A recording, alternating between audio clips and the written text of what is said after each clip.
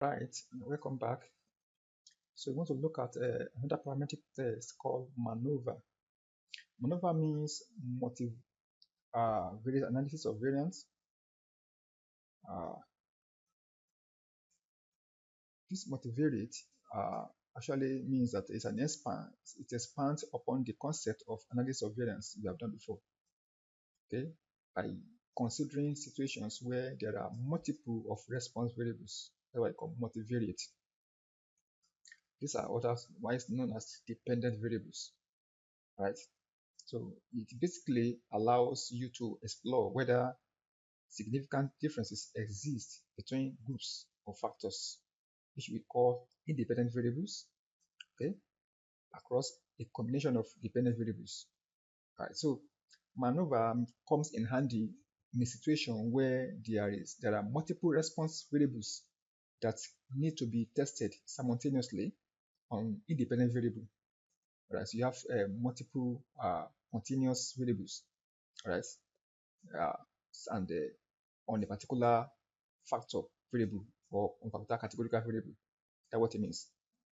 So MANOVA actually helps you to address questions such as maybe uh, how do different wing configuration in aircraft design impact factors such as structural strength, weight, and aerodynamic efficiency, for example.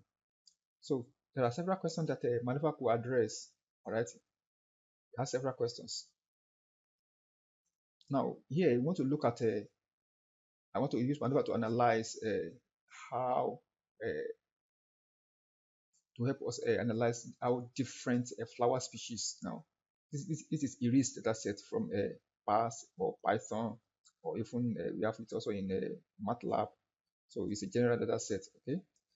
Help us to how different flower species, okay, which is the factor or category variable this time around, otherwise known as independent variable, collectively influence multiple leaf measurements such as sepal, petal length, width length, sepal length, sepal width, which are all dependent variables, otherwise known as response variables.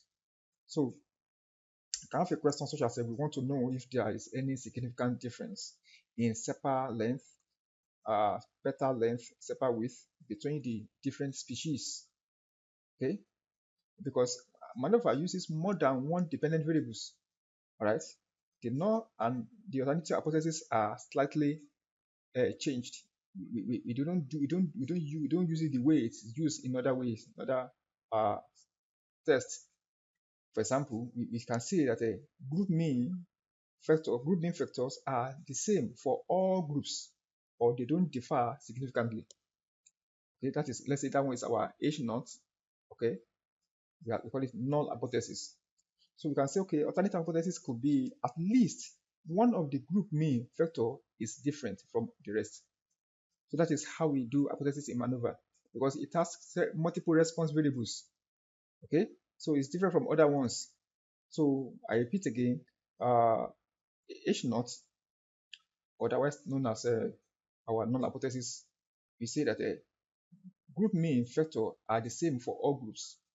Okay, which now we are dealing with what species now of the uh, species of the iris, all right, of the flower. Okay, you can also see that at least that is a alternative now. At least one of the group mean of the factor is different from the rest. So that is how MANOVA is computed. All right. So let us see how to do this in PAS. It's very simple, very straightforward. Actually, MANOVA gives you two category of results. We have a Wix lambda result and we have a Bellatrix. So you have to choose the one you prefer, okay, based on your analysis. So two of them are okay, right? They just have some significant difference, so you can choose the one you prefer. All right. So, but commonly used is Wix lambda, all right? But sometimes some people, sometimes Wix lambda may not be significantly different much based on your data, but meanwhile Bellatrix may be. So let's look at the let's just see how we can perform this in the past. So we have to set this one species to group. Don't forget that it's a group data set. So what do? We are looking at only three for now. Just three: separate width, beta length, beta width. These are the continuous variable. Okay, they are our response variables now. Right? This is our only categorical variable we have here, which is species, or that was called factor variable. So select all of them. Just select all. We go to multivariate this time around. Multivariate. Go to test. It's MANOVA. Okay. Click on MANOVA.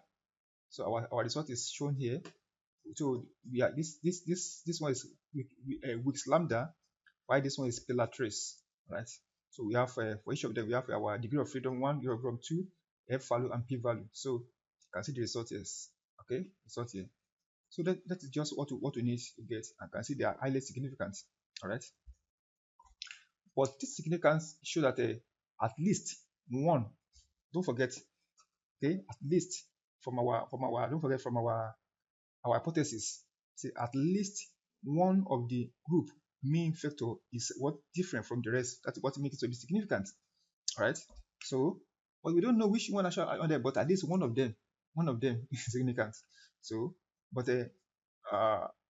from the p-value we see that p-value is practically a zero. Okay, which means that you can simply reject the null hypothesis in this case in the favor of the alternative, which showing that at least one group factor, mean factor, differ from the rest. But in actuality, we do not know which group mean differ among the species using this particular method. We don't know, but we know that this is our result. You can further do what they call post-hoc pairwise test, comparison test, okay, to know which group differ, which among them is significant difference among each of the groups. We don't know, so we can do that using pairwise. All right. So, but this is the result, which is okay. It's correct. So now, if you do that, you can just click on pairwise here.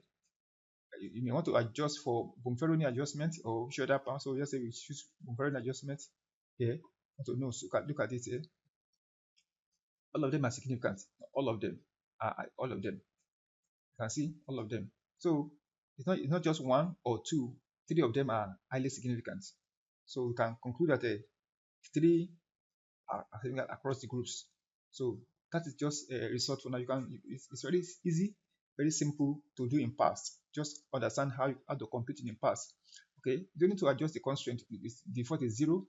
It's only when you have a serious condition, maybe your data set is not adjusting properly. Maybe you have a very low, maybe very critical values. You can now adjust maybe just once to make it 1. Because the more you adjust, the higher your p-value increases automatically. Because if I click on 1 now, if p-value reduces more, okay, it reduces more, right? The more you adjust, the more it reduces. At the point it will stop reducing, okay. But at least it keep reducing now, okay. Let's go back to 0 now. You can see. So, what you need to adjust is normal by default. So that is just MANOVA for you. I've done MANOVA in R before. You can go and read that in details. I give you a lot of examples there, so to understand the background in case you don't understand. So thank you so much for listening. I will see you all again in that class. Goodbye for now.